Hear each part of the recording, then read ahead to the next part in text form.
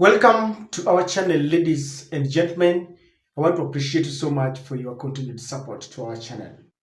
Ladies and gentlemen, there are two statements that Rigathi Gachagua made towards the end of this year. One of them was that William Ruto ordered all the bars that were selling illicit brews in Mount Kenya to be opened because he wanted to finish the youths in Mount Kenya, so that as they approach 2027, their numbers, the electorates, would be reduced. The second statement that he made recently is that he knows a house or a room in town where a special unit that abducts our youths reside. And he said that he would expose more of this unit if it is not going to be disbanded. Those two statements did not resonate well with William Ruto, and as a result, he has renewed a fight that they started when they were together.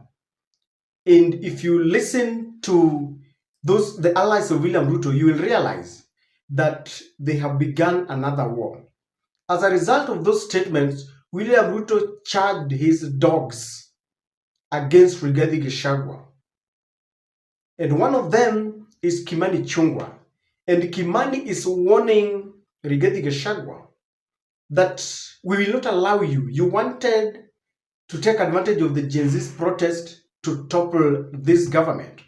This time we're not going to allow you. I want you to listen to Kimani Ichungwa, because as you listen to him, there is a fallacy that I want you to listen to. He talks and is saying that those who wanted to topple Ruto's government are the very, very people who charged goons to attack Uhuru's Northland farm and stole the sheep. And I want you to listen to him. As we do that, allow me to request you to subscribe to our channel, click the notification bell. Please like this video to help promote the channel, share our videos, and again, thank you for watching the video.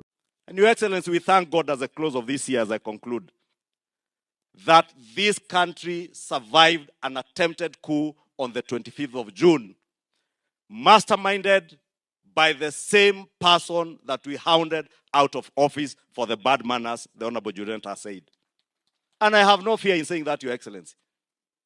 The attempted coup of June 25th, because it was an attempted coup, someone took advantage of our children who were engaging in legitimate protests concerned by issues in their country.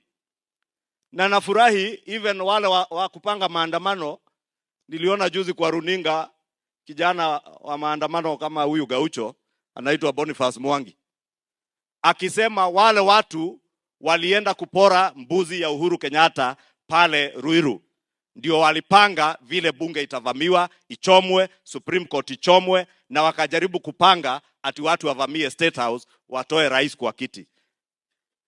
And those people are not many. It is your former Deputy President, Your Excellency. If he failed that time, he will never succeed in dividing the people of Kenya or bringing chaos in this country. Na hatutamkubalia, Your Excellency. Na mtu asijifiche na jamii. Ati useme wewe ni jamii yangu natetea. Kwani sisi tumechaguliwa kwa jamii gani? Sisi tumechaguliwa kwa hiyo jamii. Mimi naongea Kikuyu ile wewe unaongea. Nimezaliwa na baba na mama Mkikuyu kama wewe. Usijifanye wewe ndiye Mkikuyu kuliko sisi. Na usijifiche na jamii ya Wakikuyu kufanya maovu yako na wizi wako. I listened to Kimani Ichungwa and my attention was caught when he was saying that he's trying to accuse or point an accusing finger to the people who wanted or who went to invade Uhuru's Northland farm. And if you want to know the reason why this caught my attention, we all know the people who mastermind the invasion of Uhuru's Northland farm. And if you want to know them, the leader, the people who mastermind, the people who sent goons, we can only get it from the horse's mouth. And this is the horse's mouth that I'm talking about. Hata hizo mashamba zenyu tutazivamia, na wenye hawana mashamba wapate mashamba Kenya hii. Musifikiri ati wananchi wa kawaida ndio watapoteza mali. Even you will pay a price if you continue to instigate violence and bloodshed in this country. And that is my message to none other than Uhuru Kenyatta, the sponsor, sole sponsor, singular financier of Azimio, and the mercenary that is Raila Odinga. To the best of my knowledge, it was Kimani Ichung'wah who said it without mincing any words, that we will invade your farms if you continue sponsoring Azimio protest. And he completes his statement by saying, that is my message to Uhuru Kenyatta and Raila Odinga. So tell me, ladies and gentlemen, I don't know why this change of tone or the fallacy. And if there's one thing that I don't support, it's the fact that we want to sanitize a particular person whom we know very well is wrong, and then we heap all the blame on one person. Let me tell you, I could be wrong. I know that during Azimio protest, both Rigathi Gachagua, Kimani Ichungwa, Ndindi Nyoro, name them, were working against the Azimio supporters. Rigathi, for example, used to wake up very early in the morning. He reported to the office planning on how to deal with the Azimio protest and those who are protesting. We cannot sanitize him on that. But the fallacy about Kimani Ichungwa telling us that it was Rigathi Gachagua who was planning or who had planned the invasion against Uhuru's Northland farm, no. Those are his words and he cannot swallow them back. I want Kimani Ichungwa to go and say, repeat those very words in Kikuyu constituency, or anywhere in Mount Kenya. You know, this idea of running around away from your home county,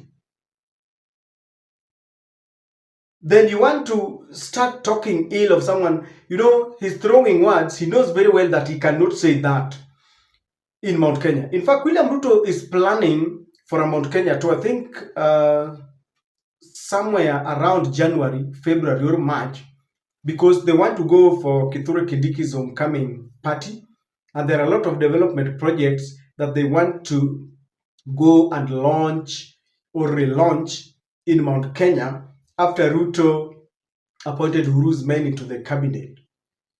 The place, that region is still very hostile, but they are planning for it.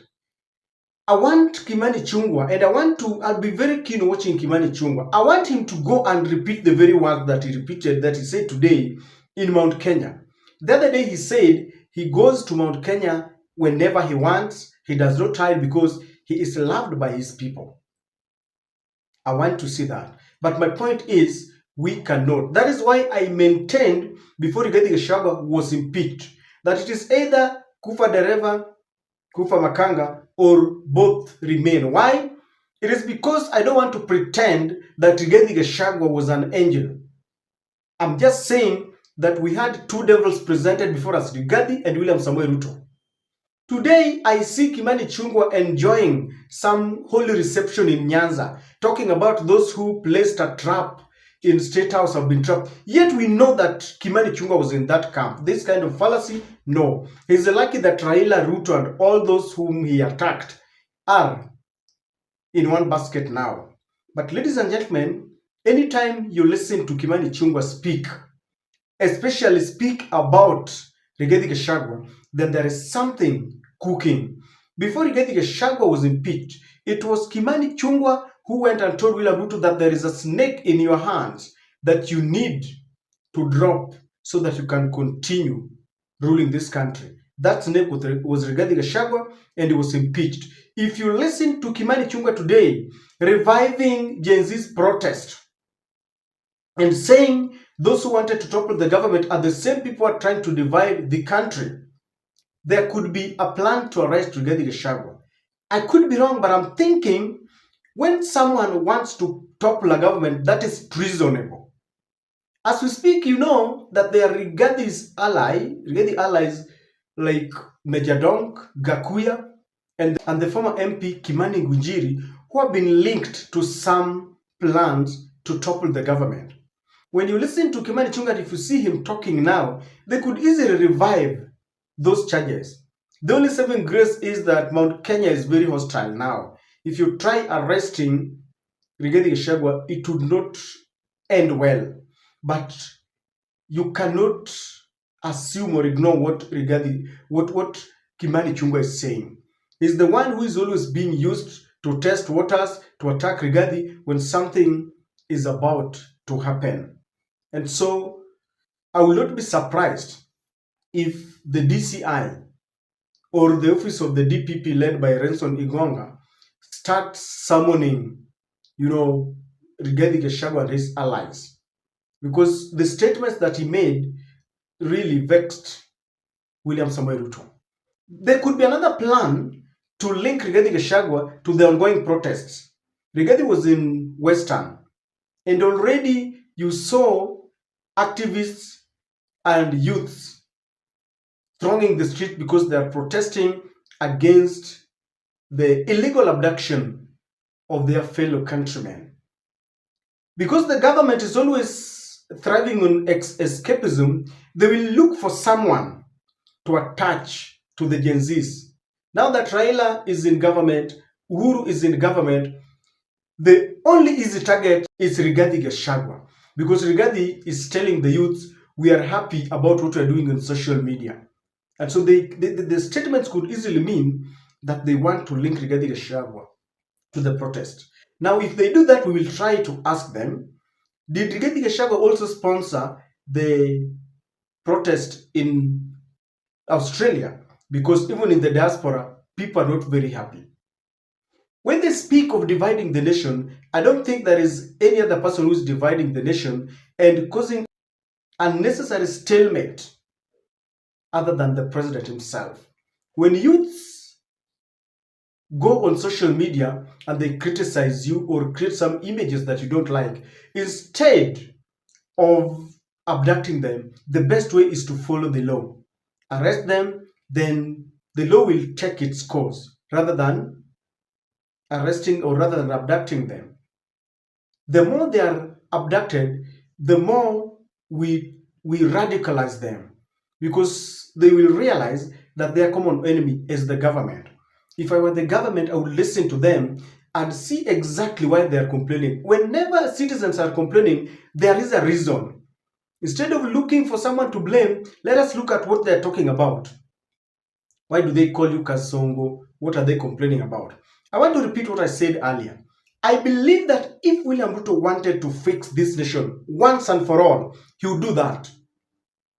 He's been running around, going and taking Raila and his people, going to Uhuru Kenyatta. It means he's trying to ensure that he stabilizes the government. That is not the way to stabilize the government.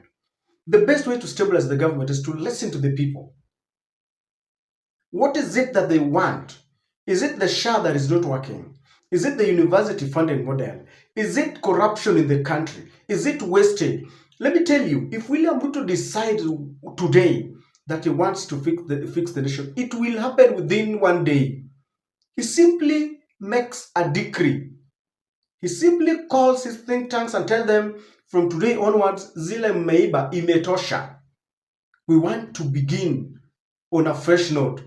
And if William Ruto wanted, the year 2025 can be the game changer. Stopping abductions, listening to people, stopping listening to the international community and listen to Kenyans. Stop forcing people with things like, vaccination. I mean, it is possible. It is doable. If William Ruto decides to just turn the other side of the coin and say, I want to close my eyes and I want to face our predicaments, I'm telling you it can work. For Kimani Ichung'wah, if we continue singing these praises to William Ruto instead of telling William Ruto something is wrong, I'm telling you we are headed nowhere as a country. For him, I believe together with many others, he has signed his political obituary. That I'm sure. In his clinging on one prayer that William Ruto is re-elected because he will become a minister or a head of a parastatal or an ambassador. I could be wrong, but I think no one will elect Kimani Ichung'wah.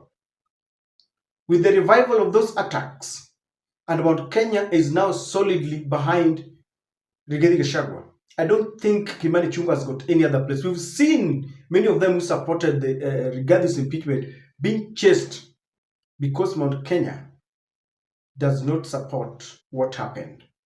I don't know what you think, but tell me whether Kimani Ichung'wah is real and genuine and honest when he's telling us that those who attacked Uhuru's Northland farm are the people who wanted to topple this government. Those were his words, he can't swallow them.